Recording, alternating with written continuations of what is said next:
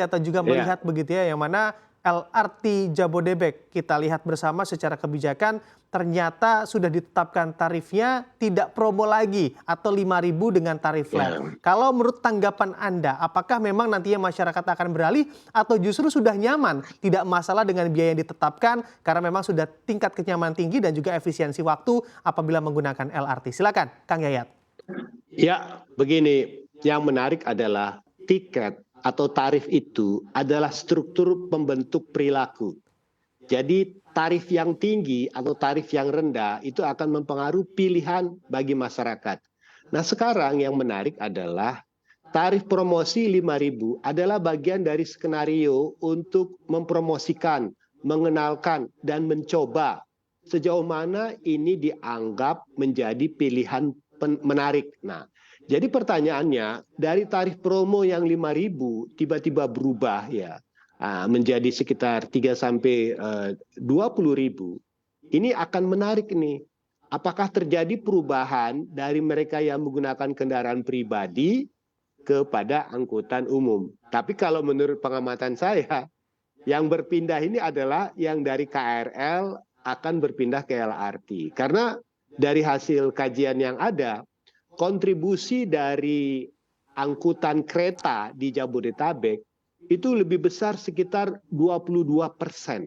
Ya, artinya bisa dikatakan penggunanya cukup besar. Tetapi yang menjadi pertanyaan adalah siapa yang menggunakan kalau misalnya ya ada tarif yang berubah. Kalau tarif promo ini pada saat sekarang ini memang menarik bagi mereka yang selama ini sudah cukup berdesak-desak ya. Saya sendiri pengguna KRL.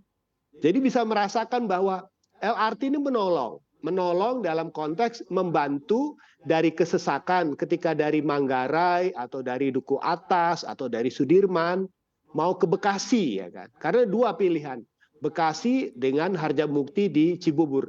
Penumpang Bekasi ini sangat tertolong sebetulnya dengan adanya LRT. Karena apa? Kesesakan di perjalanan KRL berkurang.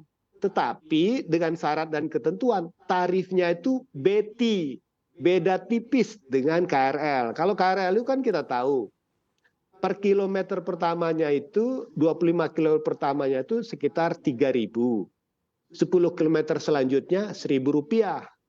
Sementara kalau kita konversi dengan tarif yang ada di LRT promo, itu beda tipis lah antara 4.000, 6.000 sama 5.000. Jadi ada yang sama. Tetapi ketika tarifnya nanti ke Harjamulya sampai 20.000, ini udah 1:4. Yang pertanyaan, siapa yang bisa bertahan dengan tarif 20.000? Nah, bagi mereka yang memiliki pilihan tetap bertahan dengan 20.000, itu memang memilih pada aspek kenyamanan, kemudahan. Tetapi bagi mereka yang tidak punya pilihan karena keterbatasan dari pendapatan atau pengeluaran mereka untuk membayar tarif transportasi, maka potensi kemungkinan mereka berpindah kembali menggunakan KRL atau menggunakan sepeda motor itu potensinya ada. Karena hasil survei terbaru menunjukkan bahwa di Jabodetabek ini rata-rata pengeluaran masyarakat untuk transportasi itu lebih kurang hampir 74%, sekitar 500.000 ke bawah. Pertanyaannya adalah 500.000 itu digunakan untuk transportasi apa? Ternyata bisa dikatakan lebih dari 60% yang digunakan adalah sepeda motor. Otomatis tarif, harga sangat menentukan pilihan. Mereka akan menggunakan yang mana yang paling efektif, paling cepat, paling mudah, paling nyaman menurut mereka. Jadi kalau misalnya hampir 60% atau lebih kurang 60% komuter di Jabodetabek itu menggunakan sepeda motor, maka yang kemungkinan berpindah itu adalah sekitar 22% yang tetap bertahan menggunakan KRL atau dia kemungkinan tetap akan berpindah menggunakan LRT. Jadi bisa dikatakan untuk lingkup Jabodetabek, pengguna kereta api itu lebih kurang 22%. Sementara dominasi terbesar itu sekitar 46% adalah menggunakan sepeda motor. Jadi sisanya 20% menggunakan kendaraan pribadi. Baik. Oke, baik. Kang Yayat, sebagai seorang pengamat, sebetulnya pengamatan dari Anda terkait penumpang yang menggunakan LRT Jabodebek ini, apakah memang lebih mayoritas dari perpindahan KRL ke LRT atau justru memang dari kendaraan pribadi sudah mulai berpindah ke LRT? Nah, yang menarik begini, kalau ke Bekasi itu ada komparasinya, ada kontestasi naik KRL atau naik LRT. Karena di Bekasi itu ada dua, ya kan, yang menggunakan public transport. Tapi untuk ke Cibubur, nah ini menarik. Di Cibubur itu tidak ada pembandingnya. Karena satu-satu yang masih promosi ini ya LRT. Nah, kemungkinan Cibubur ini akan tetap bertahan ya. Ya, apakah kemungkinan turun atau tidak? Dia ke Harjamukti itu sekitar 17.000 dari stasiun Duku Atas ya, atau dari Sudirman itu ya. Nah, jadi pertanyaannya, potensi di Bekasi kemungkinan berubah itu bisa terjadi. Karena data sekarang dari 1,5 juta penumpang itu, yang paling banyak itu penumpang ke arah Bekasi.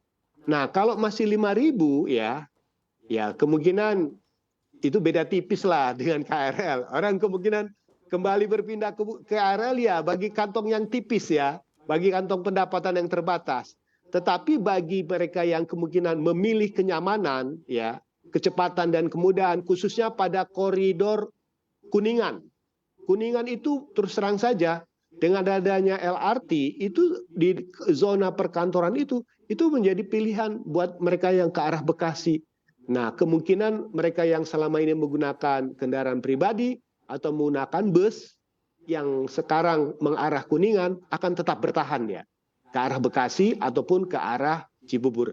Jadi tidak semuanya akan turun ya, dia akan melihat pada koridor yang ada pembandingnya atau pada koridor yang sama sekali tidak ada pembanding. Seperti zona perkantoran Kuningan itu sampai ke arah Bekasi, kalau memang pasarnya besar, mereka bertahan karena mereka mengatakan berapapun kalau biaya sekitar 17.000 atau sekitar 15.000 masih tercover ya dibandingkan mereka menggunakan bus atau kendaraan pribadi, maka kemungkinan mereka masih bertahan dengan menggunakan LRT. Tetapi bagi mereka yang saat ini memang pilihannya masih ada tarif yang lebih murah, kemudian memang pilihannya tidak ada katakanlah pendapatan yang terbatas, kemungkinan mereka akan berpindah.